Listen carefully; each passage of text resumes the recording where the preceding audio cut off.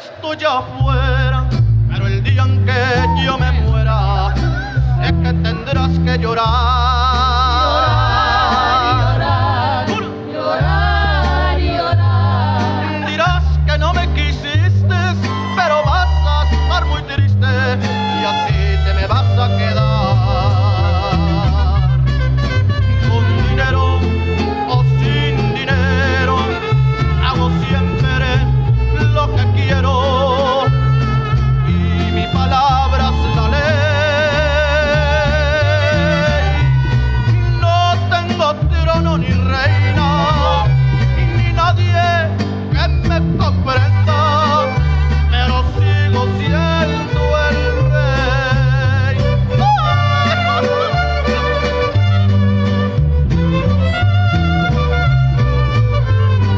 Sí, señor, échala bonito.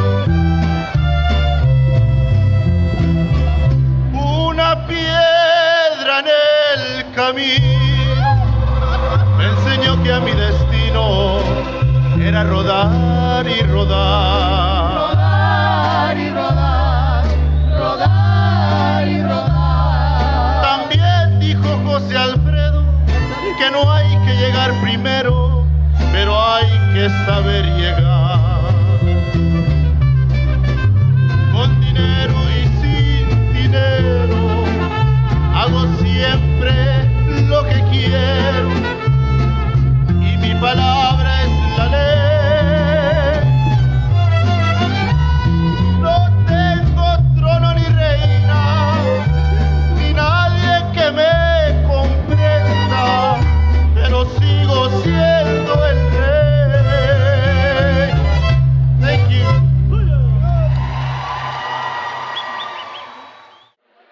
Good morning. Let's show our appreciation to the fine musicians from Central High School Central Freshman Mariachi Band under the direction of Ladine Harton.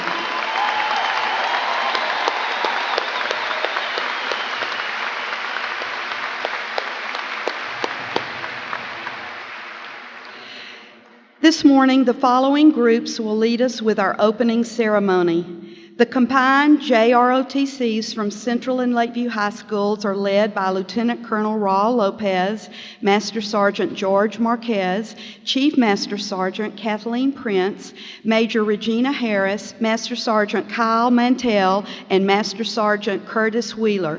The U.S. Pledge will be led by Kertron Mackey, 8th grader at Lee, Brianna Arianga, 11th grader at Lakeview. The Texas Pledge will be led by Brooklyn Dindle, 12th grader, and Nick DeHoyas, 11th grader, both from Lakeview.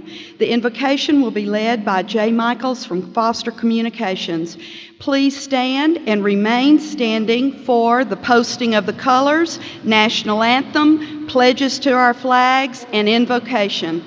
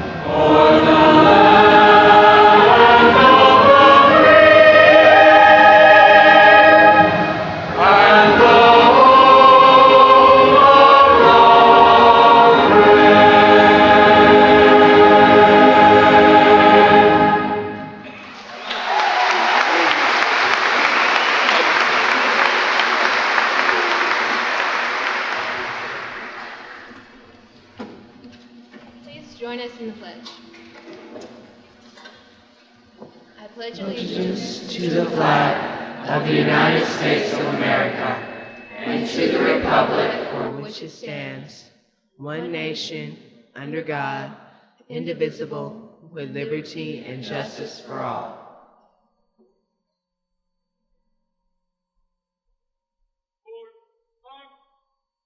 Please join us in the Texas Pledge. Honor the Texas flag.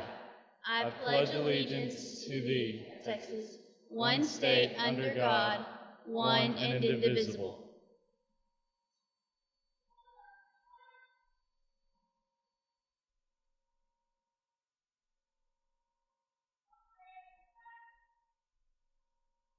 Pray with me, please.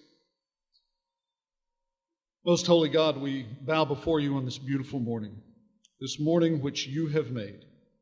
And we humbly ask you to envelop us in your Holy Spirit this day.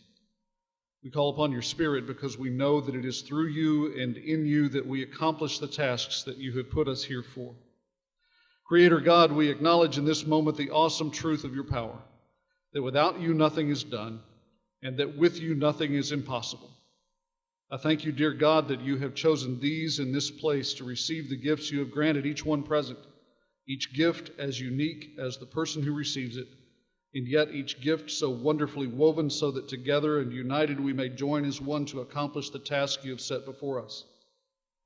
Please keep us ever mindful that it is for your children and their welfare that we are called this day and throughout our lives. When we weaken, Lord, make us strong. When we falter, pick us up. When we feel the weight of the day upon us, lift us with your Spirit to make us strong enough for the journey. Give us your wisdom when ours is not enough. Give us your patience when we lack the heart. And keep us in your presence when we begin to drift away. Lord, we ask that you use this moment to wrap us in your Holy Spirit and send us on the path to a better world through the children you have sent us. Make us worthy to be your loving arms around these, your precious ones, that we may help them to become a mighty nation in union with your holy purpose, now and through the days to come. In your most holy name, we invoke your presence with us. Amen.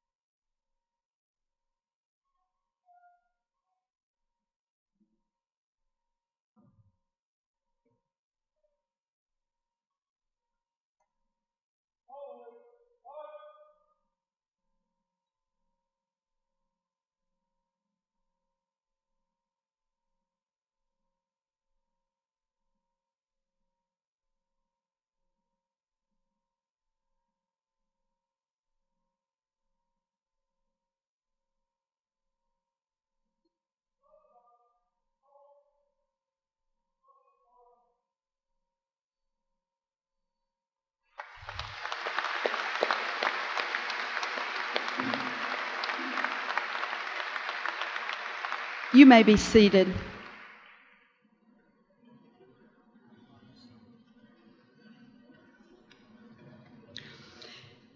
Welcome to the San Angelo Independent School District Convocation, which officially begins the 2010-2011 school year. We're going to celebrate our successes, get our heart blessed by the talents of current and former students, and be inspired by one of the nation's finest young men who has overcome monumental obstacles. It is with deep gratitude for our working relationship that I introduce some of my teammates, the school board of SAISD. Several of them are not able to be with us today, but today we have Tim Archer, who's our treasurer, Mr. Bill Dindal, and Cookie Roberts. Lanny Lehman, Max Parker, Gerard Gallegos, and Art Hernandez are not able to be with us. Sitting with the school board are Assistant Superintendents Jeff Bright, Shelley Hullahan, and Carl Detloff. We are honored today to have representatives of Team Goodfellow, Air Force Base. Colonel David Rearick is Wing Vice Commander, U.S. Air Force. Major Stuart Curtis just moved here, U.S. Army. And I hear children going to be in Bel Air. Yes, ma'am. Absolutely wonderful. Captain Douglas March, U.S. Marines, who also has children. Where are your children in school? Two to Glenn and one in Glenmore. Lieutenant Lonnie Griffith, U.S. Navy. Children? Lee Middle School and Central. Woohoo! Way to go, schools. And Master Sergeant Paul is not with us. Paul Zimmerman, U.S. Master Sergeant, are you up there? Master Chief Paul Zimmerman, are you up there? Well, come down here. Welcome. Feel free to stay wherever you'd like.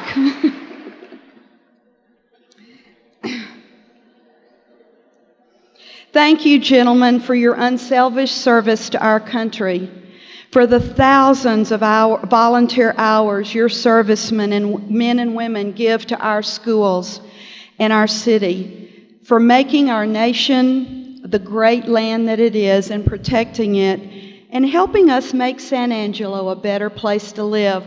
Let's show them our gratitude.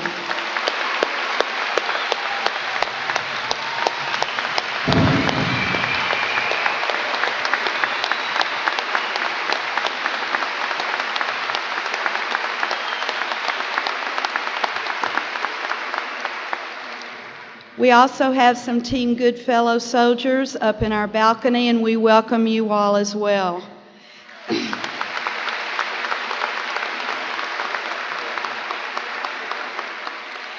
Our district is deeply proud of talented young people of SAISD.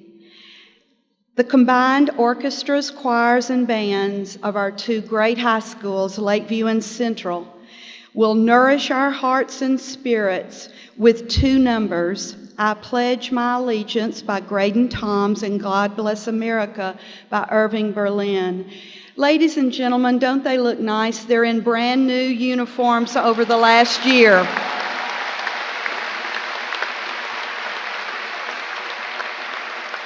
Their leaders are Cindy Costello, Brad Davis, Fred Hanley, and Jehu Hernandez from Lakeview, Matt Vaught, Elgin Gregg from Lincoln, Keith Call, Mike Berry, David Phillips, and Les Cole from Central, Sarah Clark, Sunday Bullock from CFC, George Clark, David Heath from Lee, Adam Chappell, and Kristen Ellis from Glenn. Take it away, conductor.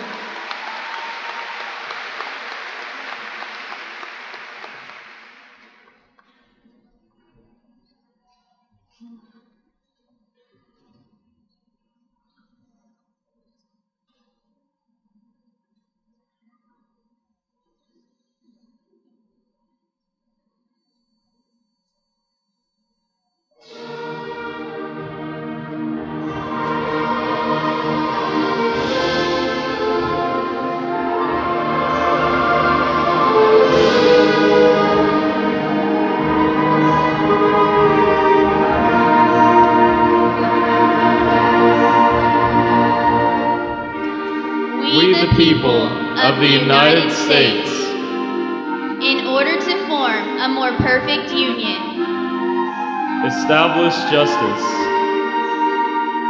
ensure domestic tranquility, provide for the common defense, promote the general welfare, and secure the blessings of liberty to ourselves and our posterity. Do ordain and establish this Constitution for the United States of America.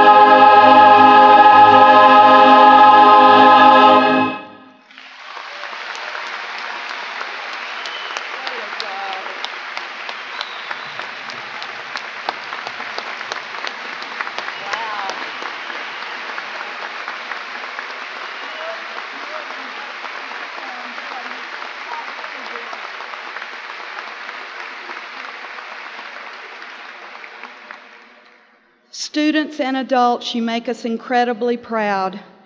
Thank you from the bottom of our hearts for this beautiful musical performance. As the adults in this auditorium and your school district, we commit to you that we will continue to support and encourage you. Thank you, adults and students. Our students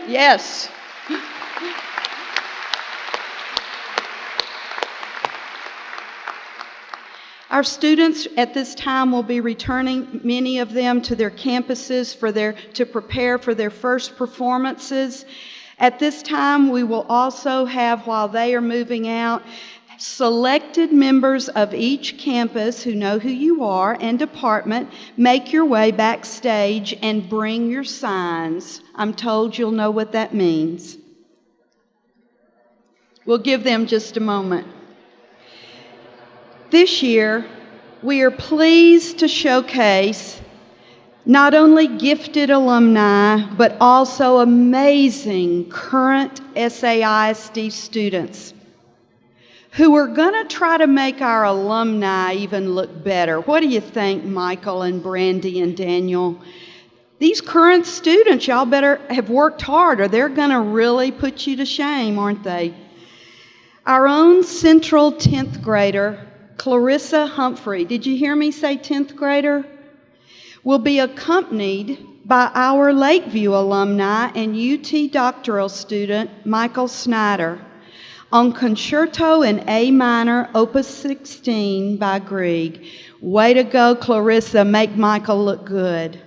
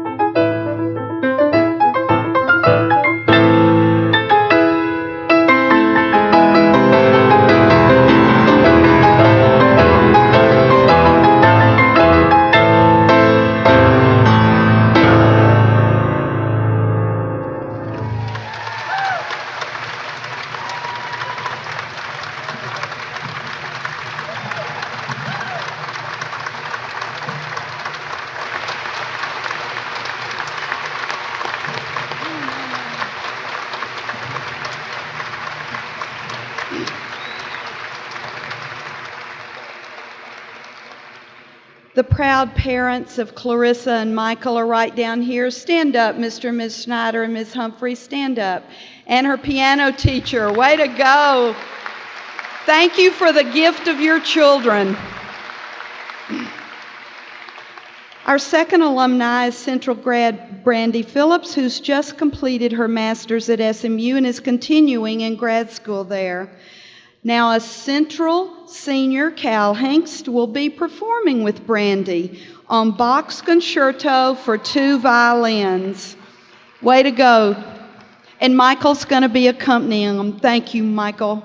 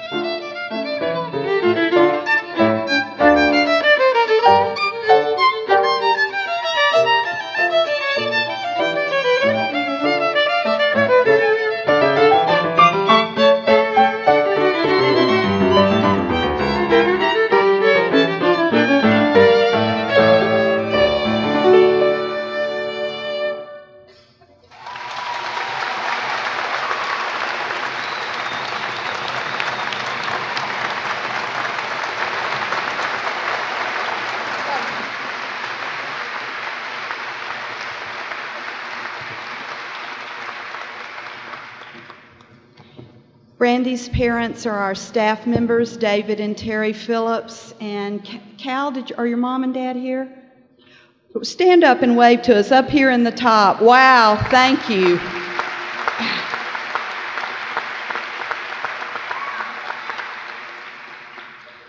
Our 3 assistant superintendents will lead us in the celebration of SAISD successes. I give you Jeff, Shelley, and Carl, and I'm trembling in my boots.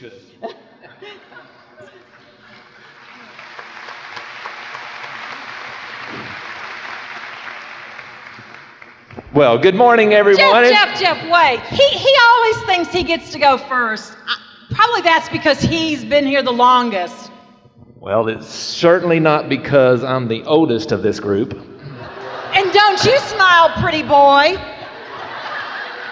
Woo! We are here to celebrate. And I know some of you have missed that from last year, so I have to do it one more time. Woo! We do a fantastic job. We are here to celebrate. We have had a fantastic year, and we look forward to an even better next year.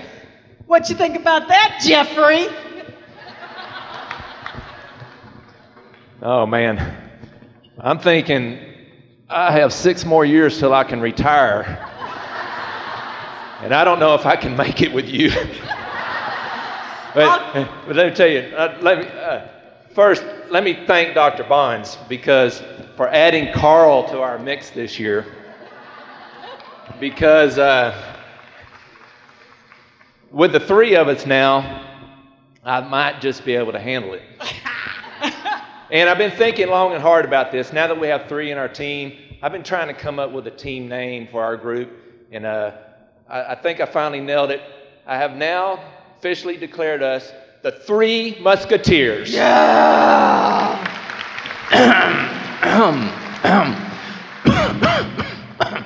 Oh, excuse me. Pardon me, Professor Bright. Here's where I want to start. You're not privy to this information, but last week I sent a survey out to all of our staff and to help us come up with our new name. And while I'm a little bit partial to the 3 Musketeers, for some bizarre reason the feedback came back a little bit different.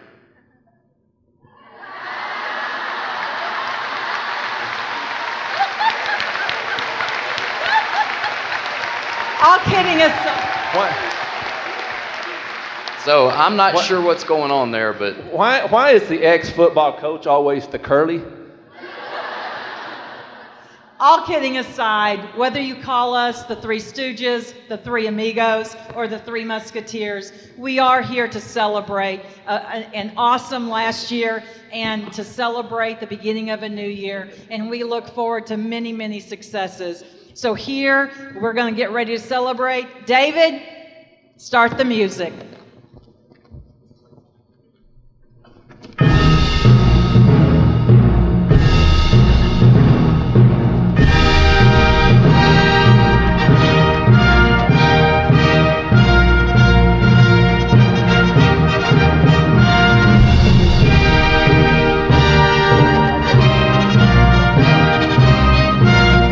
Leading off the parade of champions this morning, they nourish children's bodies and minds, and they're going to serve over 3 million meals this next school year.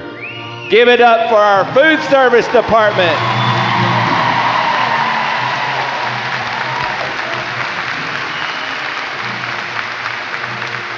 Holding over 3,000 ARDs, as well as many other daily services, the group that brings special in all of us.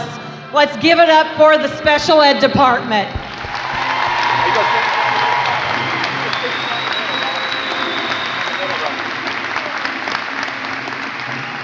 and showing that Olympic spirit and working behind the scenes, servicing and supporting you any way we can, the BOB administration.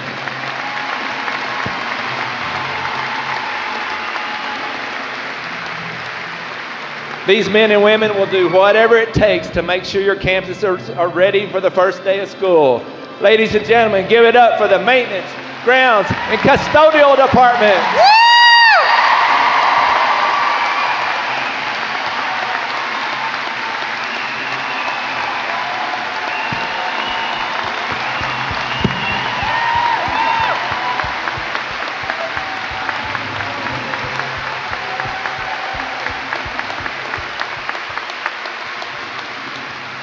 taking care of medical needs for over 14,000 students. Please give a big applause to our nurses.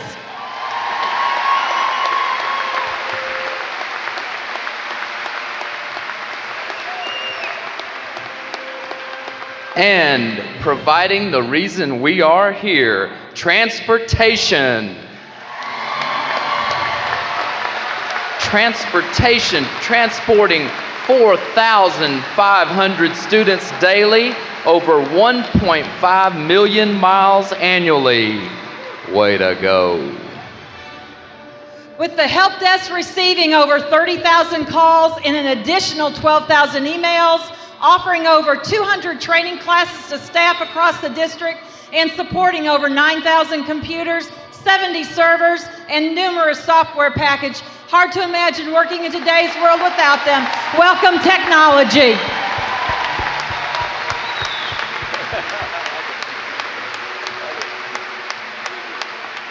Since the reopening of PAYS in the fall of 2008, we are proud of our 100 graduates from PAYS High School. We look forward to continued success. Carpe diem. Let's seize the day and give it up for PAYS.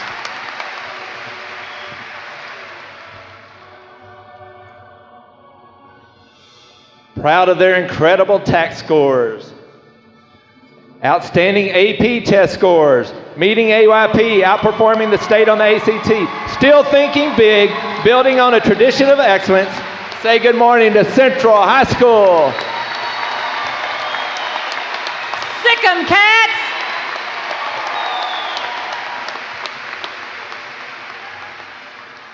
Lakeview High School's vision this year is 3D. Decision, desire, and dedication. With incredible TAC score gains, please welcome the staff of Lakeview High School.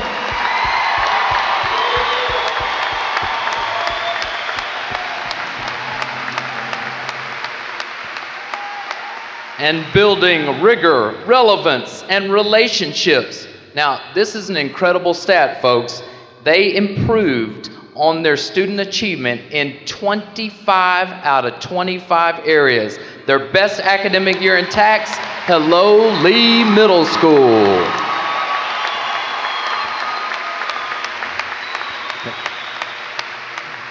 Developing the leaders, learners, and legends.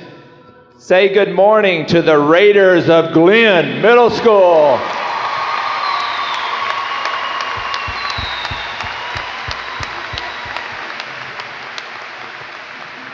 And as their shirts say, worthy of recognition, these guys had an 11% gain in math across the board for all students.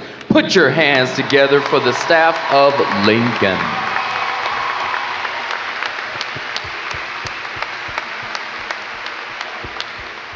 From diapers to diplomas, picking students up when they fall and helping them cross the finish line, never giving up on kids with significant challenges.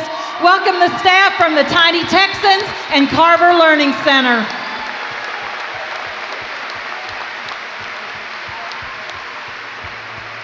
Outperform, outplay, outstanding. Welcome the staff of Blackshear, Day, and Rio Vista Head Start Centers.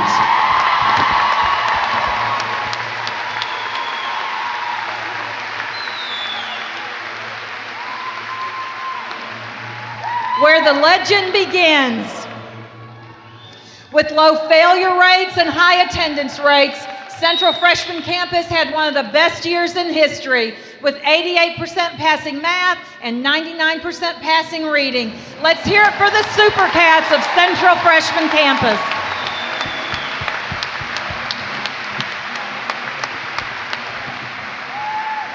Listen to these TAC scores. 97% passing science, 99% reading, 99% math, 100% writing. From a galaxy not far away, Alta Loma Elementary.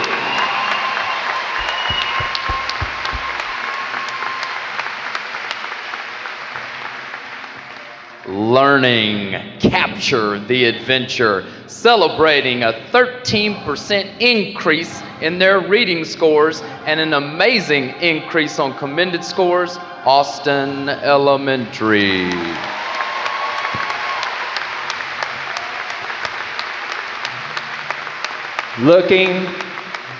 Looking to soar to new heights this year under the leadership of a new principal. Let's say good morning to the Eagles of Bel Air.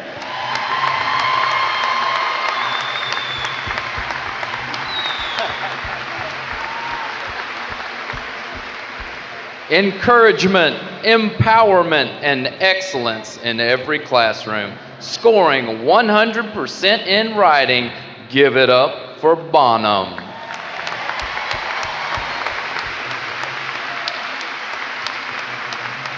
Bringing our world into excellence with 100% scoring, 100% writing scores, and 52% commended in science. Let's hear it for Bowie Elementary.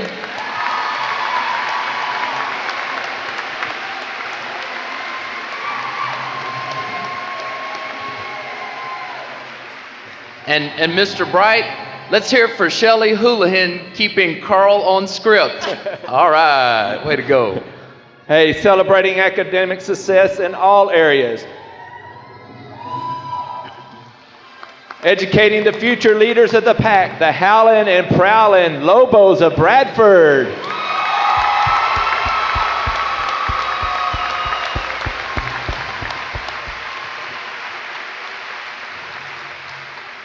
Building academic excellence and respectful students with 7 areas reaching 100%, Crockett Elementary.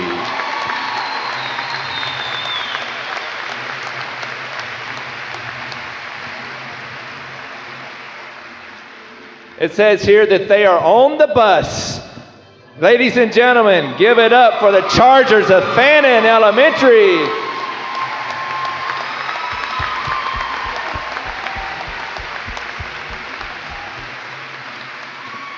With 21% increase in overall performance and reached 90% and above out of 12 measures, please give it up for the superheroes of Fort Concho Elementary.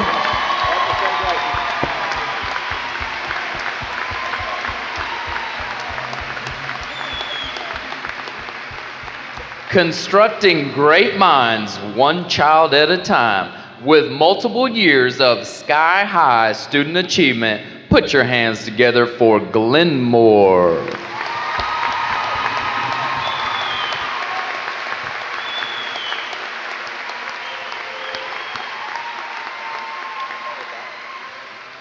There's good. There's better. And then there's Goliad. Reaching new heights academically, please welcome Goliad Elementary.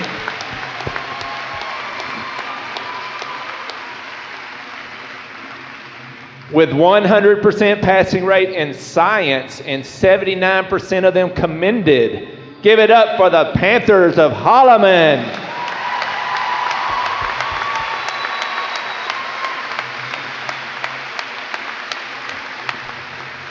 An awesome group of educators, and this is another remarkable stat, with gains up to 20% on tax, cruising to success.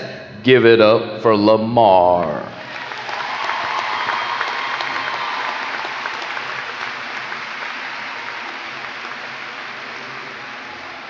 And with a Camp Learn a Lot, and they're on the trail to excellence.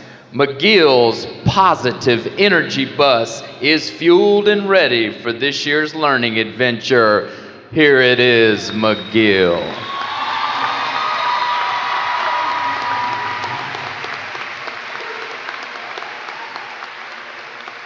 With 100% in writing, a campus that is wild about learning and serious about excellence, put your hands together for Reagan Elementary.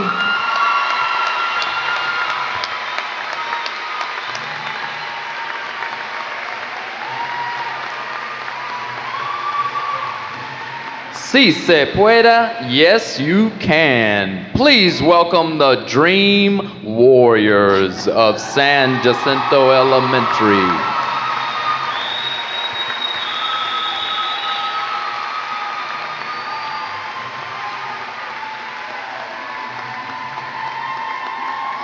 Last but not least, making learning for life the standard, scoring 100% in all subpopulations in writing, keep soaring towards excellence, Santa Rita Elementary. Let's hear it for them.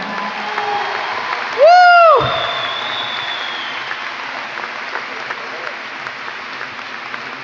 And special thanks to Mr. Gill and Ms. Baird for making it happen back there.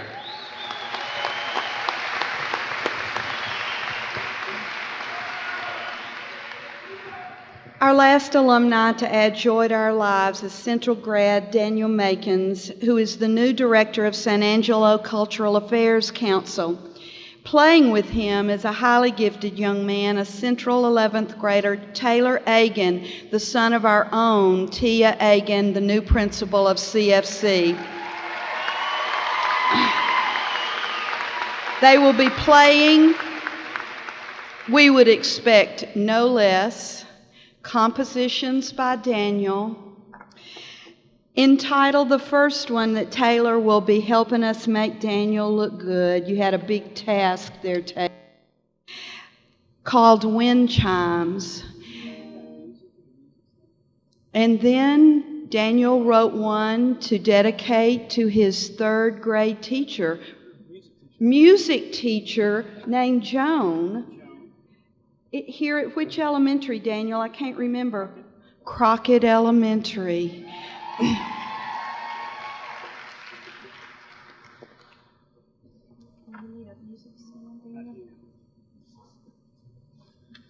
So you would think playing my own songs I wouldn't need music, but that's just the nature of my brain, and I do, just one. So Dr. Bonds called and said, Daniel, we'd love to have you back. And there's this kid who's just like you, and we really want you to work with him. And I thought, man, I really don't know if I need that gig. But I'm proud to say that he's really not just like me, so there's hope for him yet. I want to say what an honor it is to stand up here with these little songs after all that talent, Michael and Brandy and everybody. And I want to point out that my parents are not here. Hi, Mom. Hi, Dad. You ready?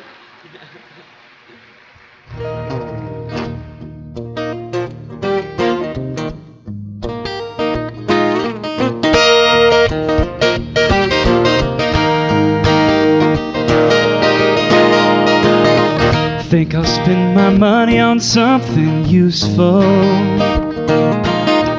like wind chimes. Investing, dancing, sparkling, shining, sunshine.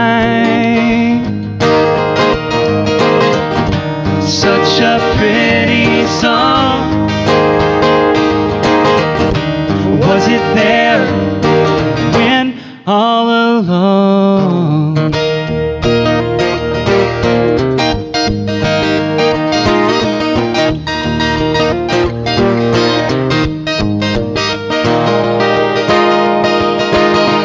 Didn't think such simple notes could move me. I'm helplessly torn, twisting, turning, tugging, leaving me breathlessly reborn. Such a pretty song. Was it there when all along?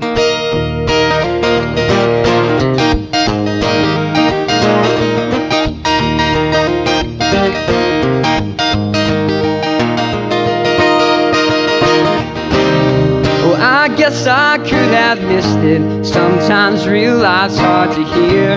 Hate to think that I'd resist it. Perhaps subconsciously I fear I don't deserve the spirit is so clear.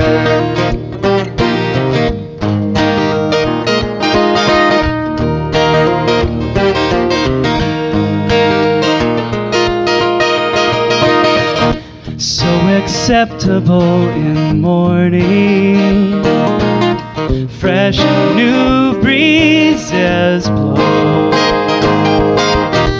Waking, rising, truly trying to clarify my soul.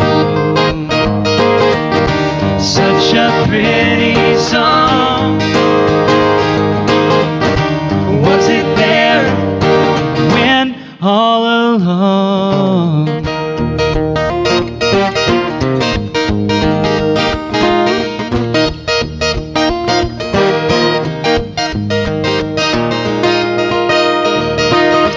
Think I'll spend my money on something useful, like wind chime.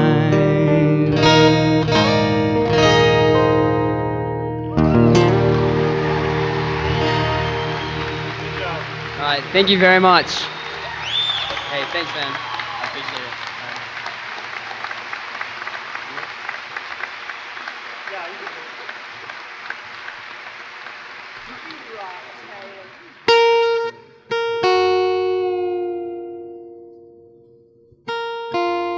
While Daniel's tuning, do you remember me saying when I interviewed Daniel for Channel 4, I said, Daniel, I just have to ask you, did you have to go to the office much when you were in school? And his answer was, well, not every day. And I said, well, maybe it was that you just weren't totally understood. No, it just I deserve to be in the office. Okay.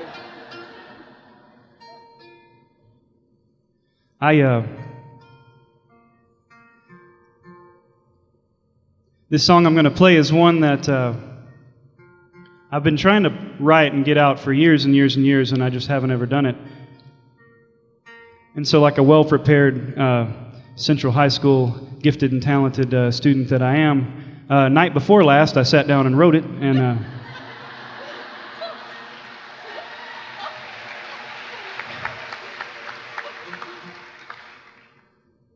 so you'll just kind of roll along with this thing here.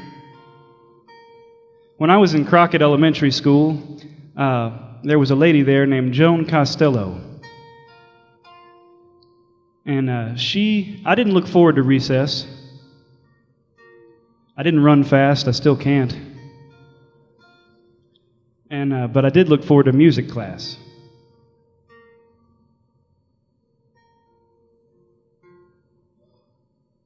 I'm doing this for your own good.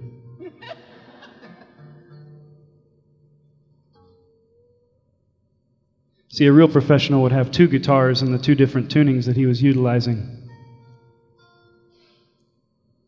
But y'all just see me after the show and buy a CD or two or 20, and then I'll have two guitars, and everything will be just fine.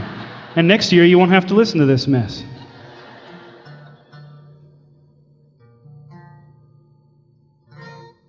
But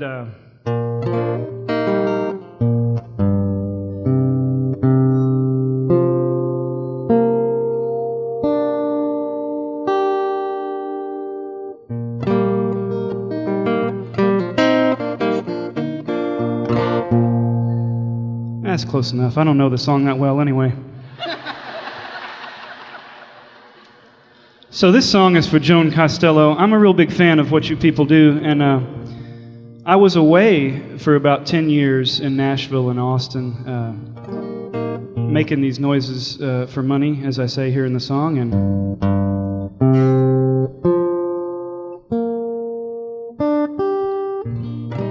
I came back partially because of the experiences I was provided in the schools here, and I wanted my kids to grow up here.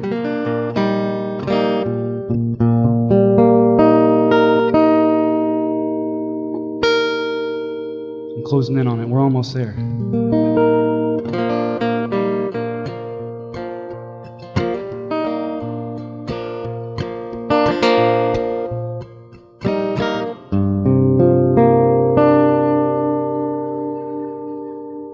Hey, Michael, you just want to play the piano for me, and I just read the words.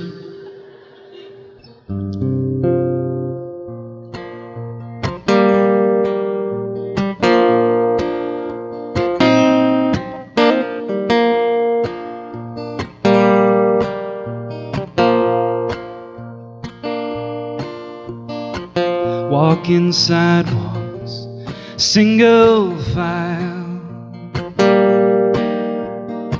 Scared of the bullies and little girl smiles.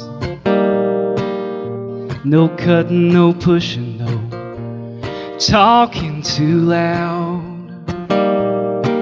We got on teachers' last nerve somehow. Staring sideways at numbers and spelling tests. Daydreaming out the window with my head on my desk. Growing up a fighting Crockett Elementary bear. When I first heard the music in my elementary ears. In music class, the lady talked about the songs. How they were different and special and why they belong. To all with the patience and quiet to hear. Peter and the wolf in elementary years.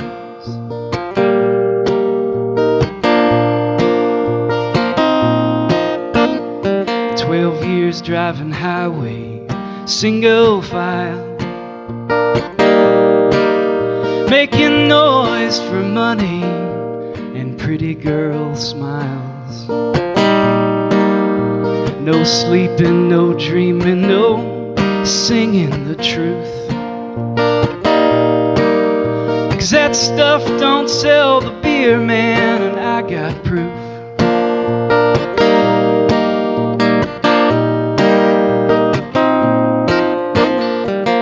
Early morning motels at the sides of the road. I remember the beauty of music and what I was told. There's a song of light in everyone. Beat back the darkness, march to your own drum. In music class, the lady talked about the songs, how they were different and special and why they belong. To all with the patience and quiet to hear. Peter and the wolf in elementary years.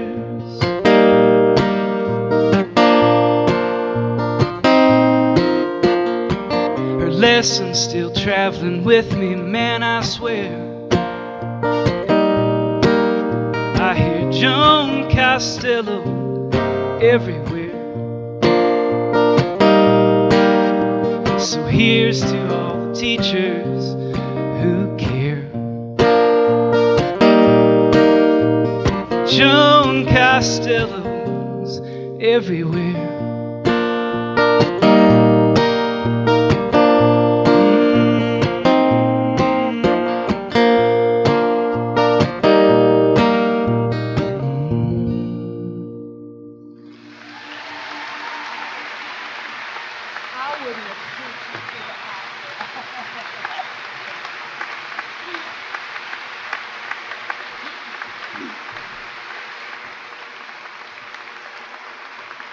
For all of those who loved him, we thank you.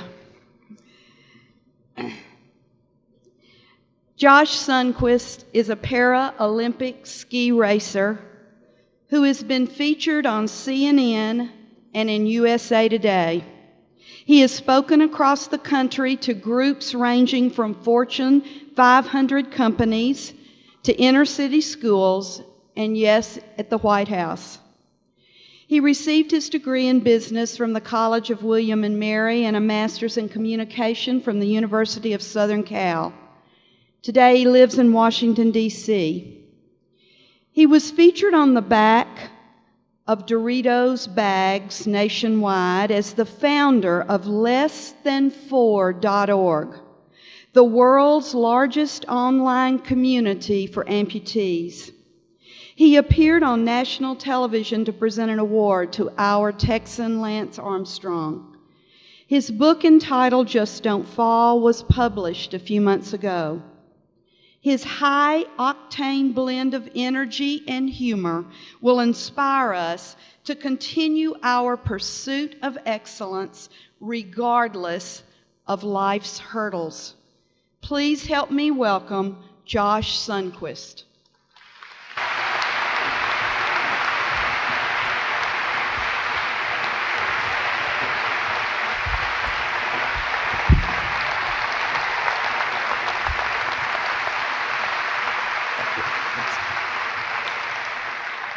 I'm not sure if you ever in your life have tried to tie a real bow tie for yourself or for someone else, but if you have, you know how it is. It's all, you think like, oh, it's gonna be very classy and it's gonna look awesome, and then they're like impossible to get them straight. They're always crooked or sort of lopsided. And I was at this fundraiser like 2 years ago for children's hospitals, and I was in the men's room for like 20 minutes trying to straighten out this bow tie that I was wearing. And I was just very frustrated because I couldn't get it like looking right. And I was just like, man, the next time I have to wear a tuxedo, I'm going back to prom style, like clip-on bow ties, because this is it's just too difficult. It's just not worth it anymore. And I'm very angry. And at this moment, this gentleman walks into the men's room and he sees me standing there. And as people often do when they see that I have one leg, you know, he wants to say something about it, but he's not really sure what to say, so he just says something really awkward, which is a very common experience for me. My favorite example being a few years ago, I was talking to this girl about my artificial leg, which I was wearing at the time, like how it works and what it's made out of and everything. And she looks down at the prosthesis and she's like, "Is the foot fake too?"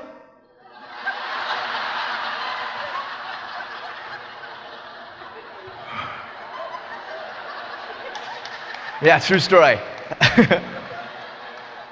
I was like, you know, it's funny you ask. Actually, the doctor is amazing medical technology.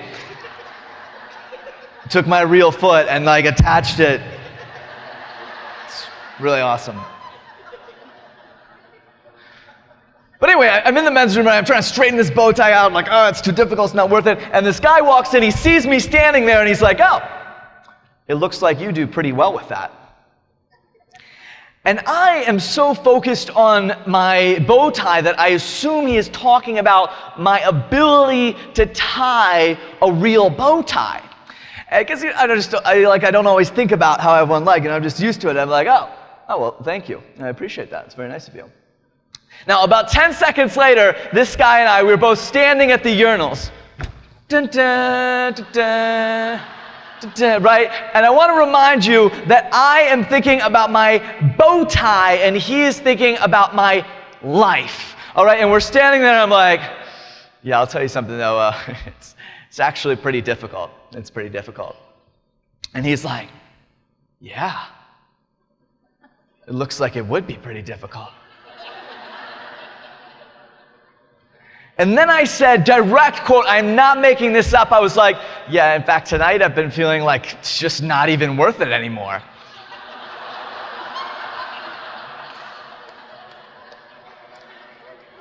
This guy blatantly breaks the #1 rule of social interaction at urinals, makes eye contact with me.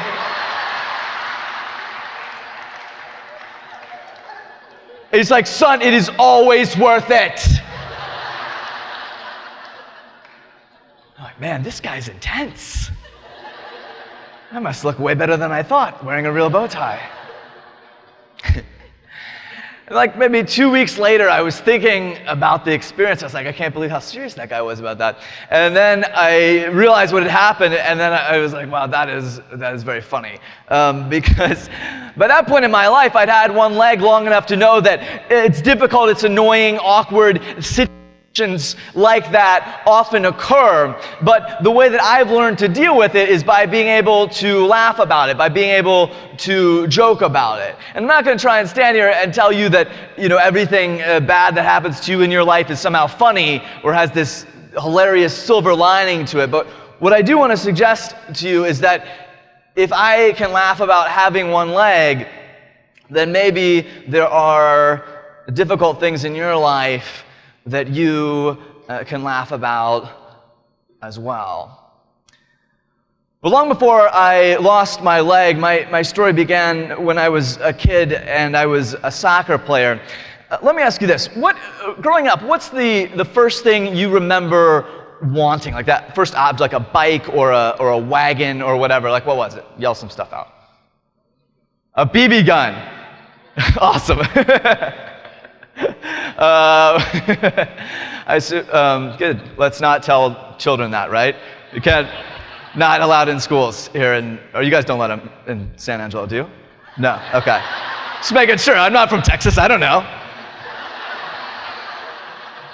What else? A pony? Nice. You guys have your own half of the arena over there. It's a great section. So we got a BB gun, a pony, anything else? Roller skates. Good choice. Yeah, I feel like, roller skates. I remember like, when I was growing up, I feel like it was just when roller skates it was like transitioning from like roller skates being cool to like roller skates not being cool, and everyone had to have rollerblades, but I had roller skates. It was really sad. All right, so BB gun, pony, roller skates. I'll tell you what it was for me. I had this like transformative experience. When I was 9 years old, one day I saw this kid I knew named Aaron, and Aaron was wearing this lime green polyester travel soccer team uniform. It had matching jersey and shorts and socks and like cleats. And I saw this thing, I was just like, oh, I have got to get one of those. And because like I said, I was into playing soccer that time. I still had 2 legs, and I was so excited about playing soccer. And so I convinced my parents to let me try out for our local travel soccer team in Harrisonburg, Virginia, where I grew up. And you know how it was when you were a kid and you had that day on the calendar, in this case, the travel soccer team tryouts, but this day, whether it was your birthday or Christmas or whatever, and it just seemed like time just passed so slowly while you were looking forward to that thing happening. It's funny, I'm still relatively young. I just turned 26 about a week ago, but I think that I'm old enough to know that as we get older, the days and the months and the years, they go by faster and faster, don't they? But at that age, it just seems like that day is just never going to come. But the funny thing for me at age 9, looking forward to that travel soccer team tryouts, was that the day never actually did. Because the same week that I was going to try out for my first travel soccer team, I woke up from a biopsy because I'd been having this pain in my left leg. And I'm sure some of you have been under anesthesia, at some point in your lives, but you're waking up and you're sort of groggy, and there's doctors and nurses running around. You're trying to blink off the anesthesia. I remember my dad and my mom walked into the room, and they stood on the left side of my bed, and my dad looked down at me and he said, "Joshua, the doctors found cancer in your leg." They told me that I had a 50% chance to live. Let me tell you the difference, I think, between a small problem and a big problem. I have it like what I like to sort of describe in my mind as this sort of photo album metaphorically, of things that I look forward to happening in the future. Okay, so for example, moving chronologically, things I'm looking forward to. For example, right now, so my job is actually giving speeches. I'm self-employed, which means that most of the time I'm at home, and therefore this is very early for me. So the first thing I'm looking forward to, so you probably are like getting that feeling right now, getting back after summer, right? So the first thing I'm looking forward to is flying home today and sleeping on the plane. And then I'm looking forward to this weekend. I'm going to go out to dinner with my friends on Saturday night. And next Thursday, I'm going to visit this girl. I live in D.C. She's going to be in West Virginia. I'm going to go visit her. And by visit her, I mean try to convince her to become my girlfriend because she is ridiculously hot. And by ridiculously hot, I mean she has a great personality. And yeah, and then I'm looking forward to, after that, like next January, the paperback version of my book comes out. The hardcover came back out last January, paperback in next January. I'm very excited about that. And I'm looking forward to, sometime after that, I'm going to become very rich and very famous, and all of the girls who have ever rejected me are going to write me a collective email and be like, Josh, we were so wrong about you. We're so sorry. But by that time, I will already be married to some ridiculously hot girl. And by ridiculously hot, of course, I mean charming and wonderful and really kind. And we're going to have a house, and it's going to have a picket fence and wallpaper and furniture chosen by an interior decorator. And the furniture is going to come from IKEA because it's my favorite furniture store, and I'm not a snob, and I love IKEA and Target. Yeah. These are some of the things that I imagine in my photo album in my mind. Now, I don't know what pictures are in your photo album, what you're looking forward to, but I assume that you have a similar set of ideas in your mind. Now, a small problem is the kind of thing where it happens and you look at that photo album in your mind and you say, oh yeah, there's still good things to come. Right? I still have things to be happy about in my future. But a big problem is the kind where the situation itself is so significant that it actually changes the photos in your album. Right? A relationship dissolves, and with it dissolves your picture of the future, or something happens, at your school, and your career path that you had in mind changes, or maybe like me at age 9, for you or for someone you know, something bad health-wise happens, and it changes the way that you see your future.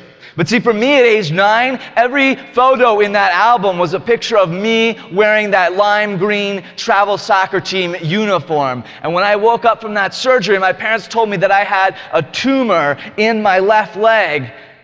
It's like I look back at that photo album in my mind, and everything that I had hoped for, everything that I had been living for, was just gone. I had 3 months of chemotherapy treatments, and my parents told me that one day we were parked in our driveway. I was in the back seat of the minivan. My parents were in the front seat, and they told me that the chemotherapy wasn't working, and that in order to save my life, my leg was going to have to be amputated. And that's when I knew for sure that I was never going to wear that soccer team uniform. I had the surgery a few weeks later when I was just a month before my 10th birthday. And it's funny, if you perhaps in a room of this size, there's a few amputees, so you would know that when you lose a limb or really any body part, the sense in your mind of where your body is in space is called proprioception. It's hardwired. So I still feel even now today like my leg is still there. Like I can imagine it in my mind. I can wiggle my toes even. And right after you lose a limb, it's very painful. It's called phantom limb syndrome. And so I was going through that, and then finally I got fitted with an artificial leg, and I started wearing that around. I started learning how to use my crutches, and I was very eager to get back and try to play sports again. And so the first thing I did was, a month after I lost my leg, I decided to play in my church's annual summer softball game at Lost River State Park in West Virginia. And I'll never forget this game. I remember when I went up to bat, I set my crutches down, and then I hopped over to home plate. And at this point, you have to know I was on chemotherapy. I had no hair, no eyebrows. I was wearing a baseball cap turned backwards. I was very sick from the chemotherapy. I weighed about 60 pounds. I was very thin, very pale. And my balance wasn't very good because I had just lost my leg. And so I had to hold the bat like a cane and wait until Pastor Smulin pitched the ball towards me. And when he did in that first pitch, I picked the bat up all in one motion and I swung at the ball. And I missed. And I let go of the bat, and the force of the swing spun me around, and I fell down, in that dry, dusty infield dirt. But I stood back up, and I picked the bat up again, and I hopped back over to home plate, and the second pitch came, and I swung, and it was another strike. And I knew I had to hit the next pitch because it was like I had to prove to myself and to all my friends from church and to my dad who was standing behind the chain link fence on the sidelines. I had to prove to everyone that I could still do sports even though I had lost my leg. And I looked over at my dad and he yelled out, if you've ever had kids play baseball or softball, probably the advice that you have yelled to them, which is, keep your eye on the ball. Exactly. So he says, keep your eye on the ball, Joshua. I was like, all right. So the third pitch came, and as it came through the air, I kept my eye on the ball, and right as it passed in front of me, I swung, and I missed. And I picked up my crutches to walk off the infield, and as I walked away, Pastor Smulin said, where are you going? And I stopped, and I looked at him. I said, well, I struck out. And Pastor Smulin, he said, we're Protestants, brother. We play by grace, not by the law.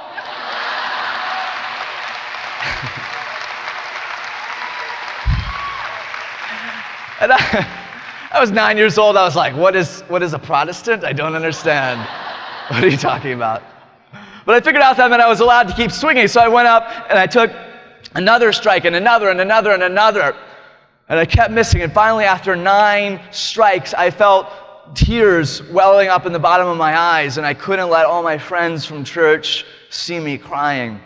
And so again, I picked up my crutches, and I started to walk off the field. But this time, I heard my dad from behind me. He yelled at me. He said, Joshua, you almost had that last one.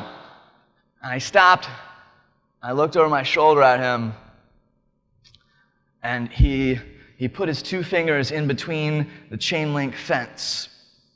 And he said, it was this close. And when I looked at him, and my dad was my hero. And I knew that if he was up to bat, he would keep swinging until he got hit. So I walked back over, and I picked up the bat, and I took another swing and another and another.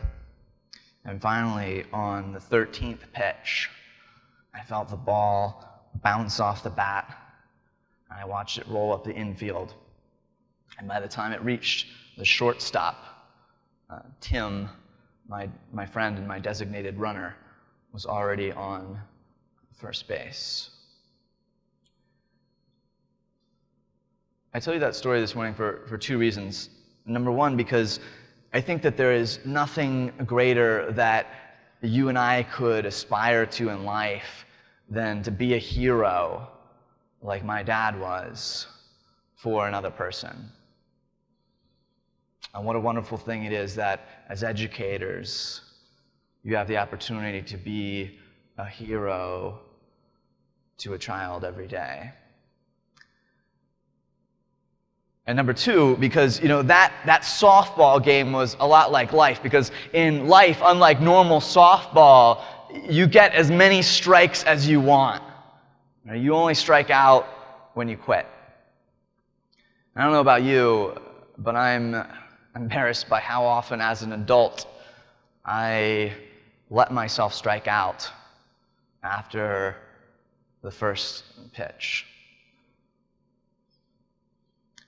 I had more chemotherapy after that day for a number of months, but I was looking for a sport that I could play because, I couldn't play softball very well, obviously, and I couldn't play soccer anymore. And so finally, towards the winter, I think in January, I went up with a group of kids from my hospital to the local ski resort called Massanutten Resort, and I learned how to ski. And I immediately loved skiing because I could see that it was something that I could do just as well as anyone with two legs. And so the season went by, and the third time I went out to ski was a race at Massanutten Resort.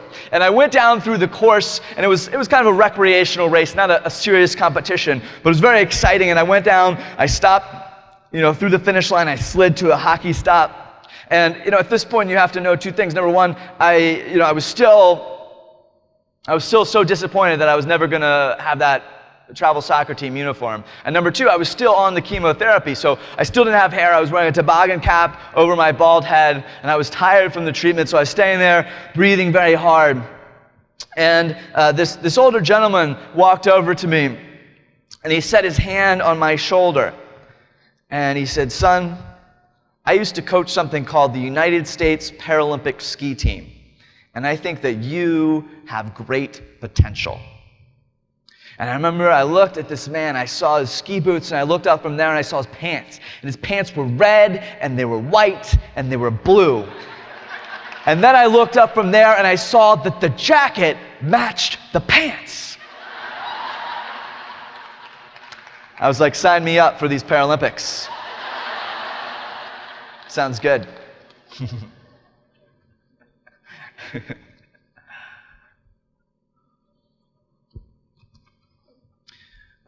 What sport, I wonder, can you no longer play?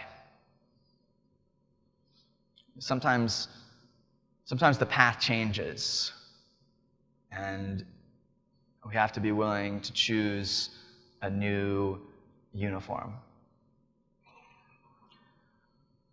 I was very excited after that about becoming a ski racer, but I didn't really start competing seriously until I was 16. And 16 was a big year for me because not only did I start ski racing, but it was the first year I was allowed to drive, obviously, and so I was finally allowed to date. And so I was very excited about that. And I took this girl from my high school. I don't know if any of you know her, Amy Gardner, and I took her out to play golf, because where I'm from in Virginia, there's this free par 3 golf course.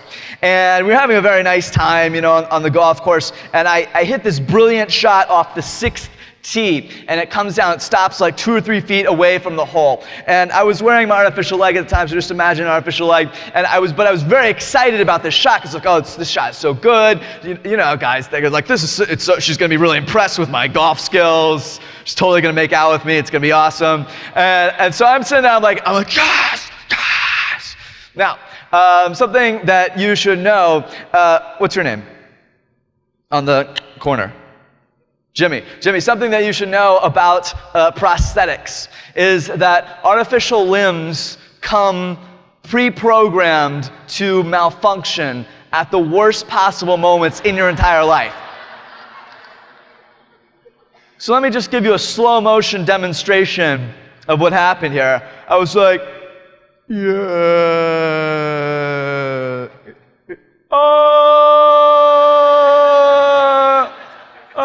I fall down. I've disappeared behind all the flowers.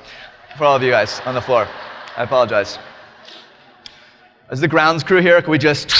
I'm just joking. I'm sure these flowers are very expensive. They're beautiful. So I'm sitting there on the ground after falling down, and you know how it is. I mean, like, no one ever knows what do you do when the guy with one leg falls down, right? Are you allowed to laugh at him? Should you help him up or take him to therapy or something? I don't know.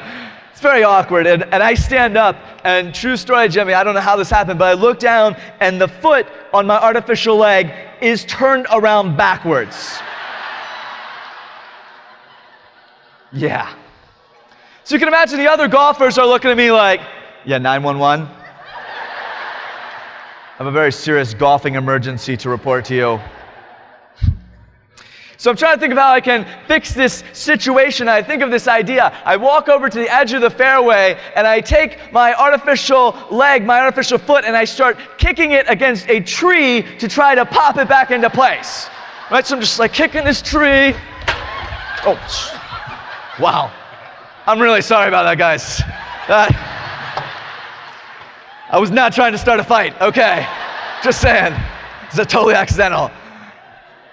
So I'm just kicking this tree with my leg. I'm sure at that point the other golfers are looking at me like, this guy has some serious anger management problems you should probably deal with. But I'll never forget this one moment right after I stood up and I saw that my foot was turned around backwards, and I remember thinking, this is my first date with Amy Gardner, and she is so hot, and now it is totally ruined. But then I thought, this is my first date with Amy Gardner, and you only get one first date, so why would I let it be ruined? So what did I do? I got up, I laughed about it, I tried to get the foot popped back into place, and then I played that next hole of golf for everything it was worth. And the reason that's so important is because you and I, we fall down on the golf course every single day. And when we do, we have that same choice. We can sit there, we can complain about it, we can feel sorry for ourselves, or we can get back up. We can do what we can to fix things. We can get on with living our lives, with pursuing our personal and professional goals. As I said, when I was 16 that same year, I started ski racing. I want to tell you about my very first real ski race at the age of 16. It was a slalom race. Now, I want to demonstrate for you slalom because I know that most people in America are not very familiar with ski racing. It's not a real popular sport here. So I want to demonstrate it for you, and if I could, Carl, will you help me with this? Yeah? Perfect. You have to come up on the stage if you would. Thank you. Everyone give a hand for Carl. What's his last name? Ditloff. We'll just go with Carl. But you're, what, the assistant superintendent of HR, right? Is that what you told me? Something like that. Okay, perfect.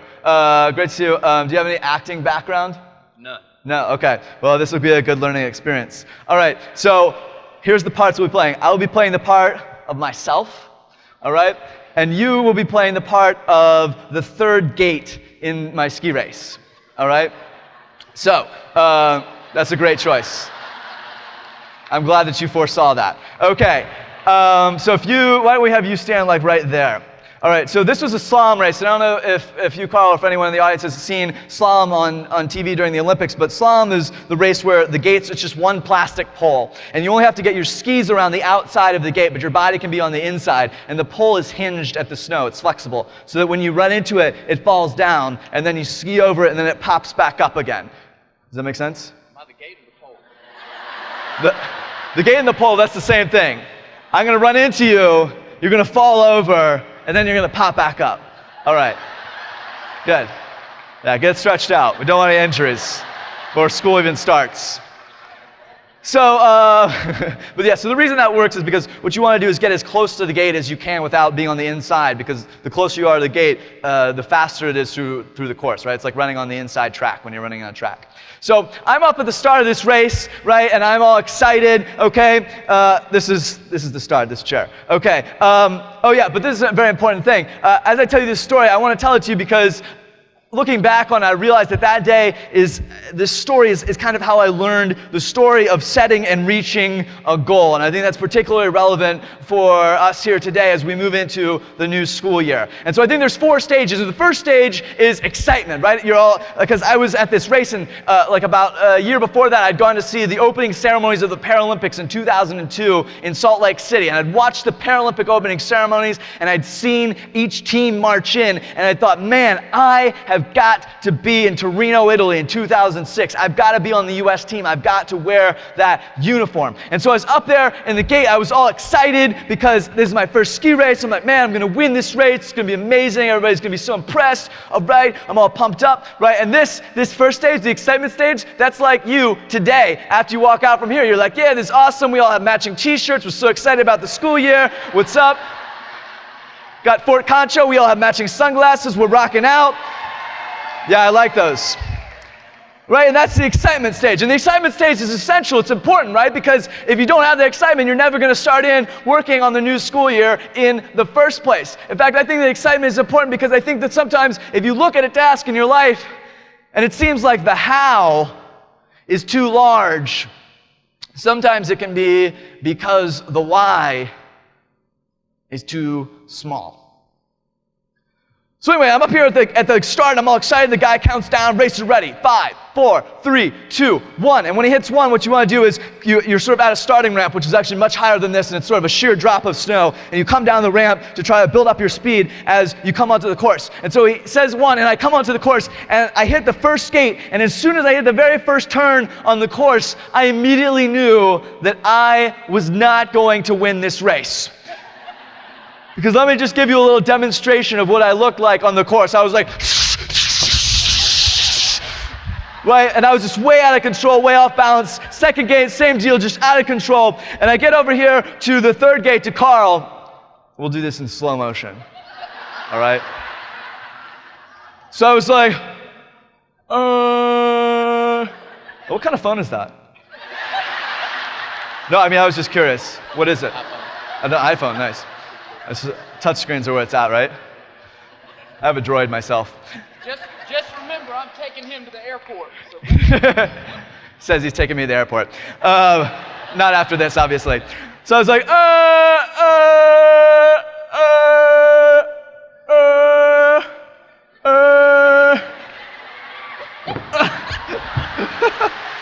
was really good.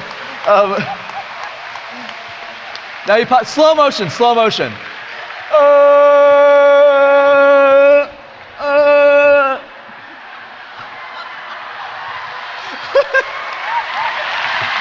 Wow. So we are. That was, I feel like Carl should be entering in some dance competition. That was, I don't know how well you guys know hip-hop dancing, but that was like some slow motion popping there. It's like, what? So anyway, I'm sitting there on the ground in the snow.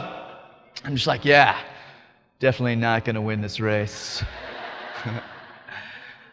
And I think that that's a common experience to everyone. Ben Franklin said that the two inevitable experiences of life are what? Death and taxes. Well, we have most of my answers coming back here. Also, it's where I throw objects from stage. Death and taxes, right? But I think that I would add a third item to that list, which is disappointment.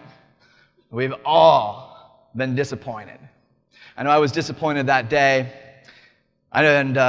I'll give you a perfect example of what that disappointment's like. I remember when I was 15 years old, I got this idea that I wanted to become a motivational speaker. And I was so excited about it, and I called all these schools, was like, man, you should let me come speak to your students. And so finally one school said, all right, you can speak to our 7th grade and then our 8th grade in 2 separate assemblies. And so I spoke to the 7th grade, and I was all excited about it, and afterwards the principal comes up to me, he's like, yeah, we had to cancel your assembly with the 8th grade.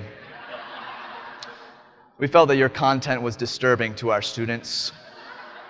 Literally disturbing. Like, not only was it not helpful or not even neutral, it was like my speech actually made their lives worse. I was like a demotivational speaker.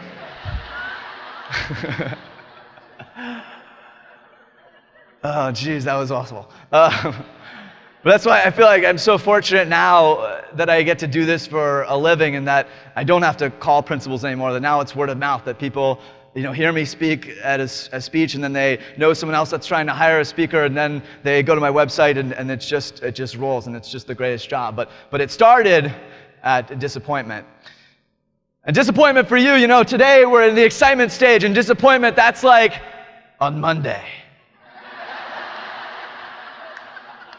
When the students come and you're like, oh no, what happened to my summer?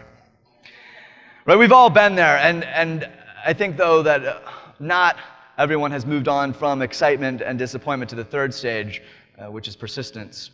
But fortunately for me, that day, I looked down, and I could see at the bottom of the hill there was a red line painted in the snow, which, of course, was the finish line. Remember, I thought to myself, you know what? No matter how many times I fall down, and no matter how many times I have to get back up, I'm going to go across that finish line. Because what I thought about on that hill that day was not only my dad, but my other hero, Lance Armstrong. I knew that he would always get back up. So I stood back up and I went 3 more gates, and then I fell down again, and I got back up and I fell down, and I got back up and I fell down.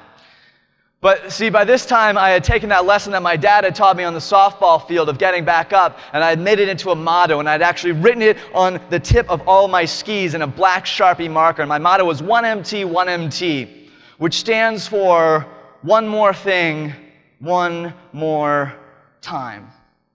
And now, 10 years later, I still use that motto in everything that I do. Because it means doing one more thing than what you expected to have to do, one more thing than what you planned on doing, one more thing than what is average, one more thing than what you feel like doing. What's the one more thing that you can do this school year? What's the one more thing you can do today? Anyway, I kept getting back up, and eventually I slid across that finish line, and that's the 4th stage, which is success. And I didn't have a good race per se. I was last place, of course, by a long shot. But see, the thing about doing one more thing is that even if you fail, you can still be satisfied, because your satisfaction comes from your effort, not from the outcome. Give a hand if you would to Carl. If you want to stay on stage, you're welcome, but I just want to acknowledge your great acrobatics. Keep up that dancing. Got a lot of potential there. But as I said, sometimes we do fail. Inevitably, there are disappointments in life. I remember the morning that I was driving with my parents from Harrisonburg, Virginia to Charlottesville, Virginia, where I was going to have the operation to remove my left leg. I remember sitting in the back seat of our minivan as we went over the Shenandoah Valley, over the edge of the mountains. And it was totally quiet. And my dad, he turned on this radio station. And we listened to it, and really, right at that moment, on that station, the DJ was praying for me. And we came down into Charlottesville. We went and checked in the hospital, and I went into this waiting room with my mom and my dad. I sat down in between them.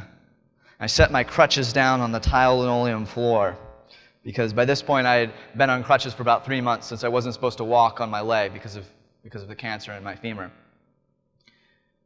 I remember I bent over in that chair and I wrapped my arms around my left leg. I remember it was just totally quiet in that room. We sat like that for a long time. And finally, a doctor and a nurse came in the room, and the nurse was pushing an empty wheelchair. And the doctor, he looked at me, he said, we're ready to take you back now. And I remember I looked at that wheelchair. I looked at him. And I said, I think that I am going to walk. I'll never forget walking back to that operating room. If you've ever been in the hospital, you wear those brown terry cloth socks that have the little rubber strips on the bottom. I remember I could feel that cool linoleum floor underneath those brown terry cloth socks. I knew that those would be the last steps that I would take with 2 legs.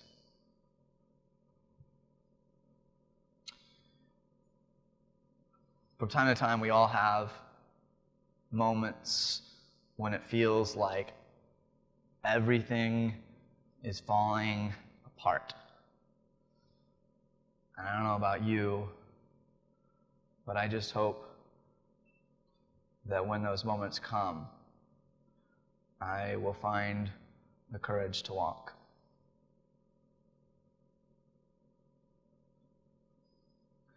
After the amputation, I had another 9 months of chemotherapy treatments. So in total, I was on treatment for a year, for 12 months. I spent about 100 nights in the hospital over that year.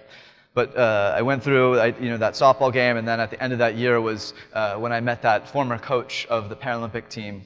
A few years later, 3 years later, I was declared cured of the cancer, and 3 years after that was my first ski race that Carl and I told you about earlier.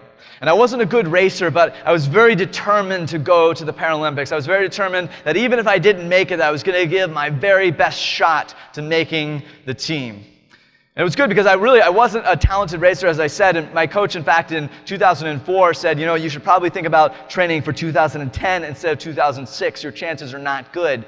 And I said, what exactly would you say my chances are of making 2006 Paralympics? He said, I would say about 1 in a million. Literally, that was my coach. I was paying him for good advice like that.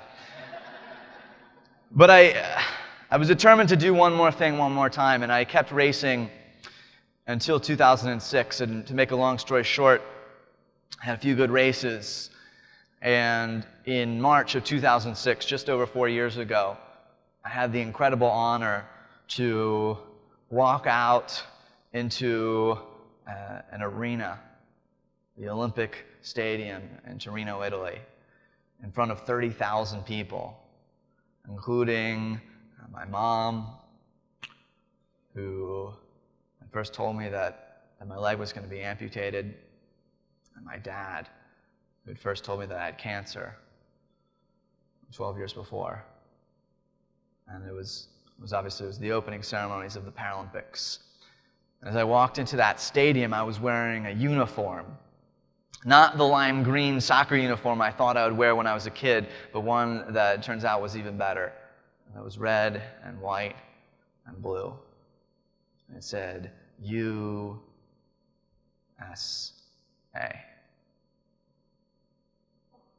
I think it's interesting that sometimes the uniform that we get in life is better than the one that we thought we wanted.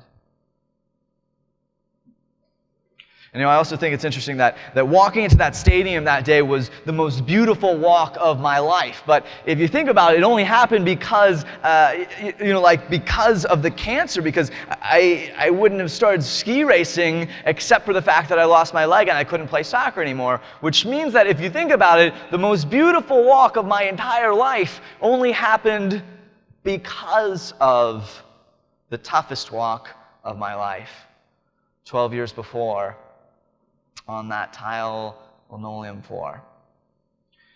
And that's why I believe that life, no matter how tough it is, the fact that we woke up for another day today means that life is beautiful.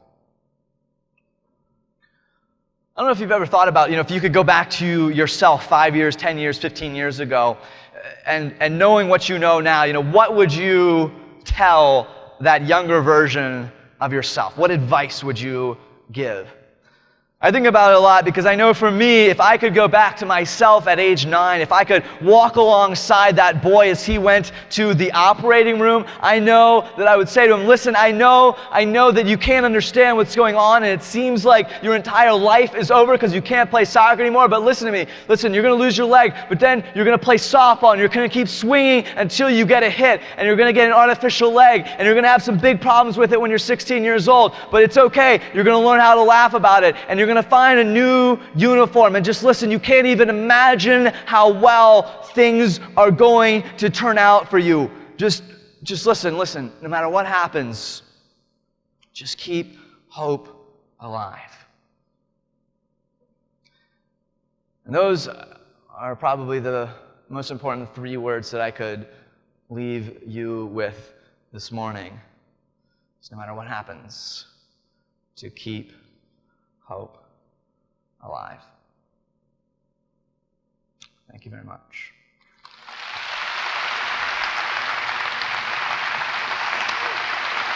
Thank you. You beat the tape, buddy. You beat the tape. There's Carl's phone.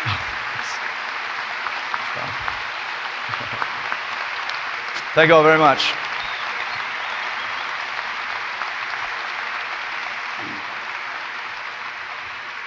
Josh, you have renewed our sense of hope for the future.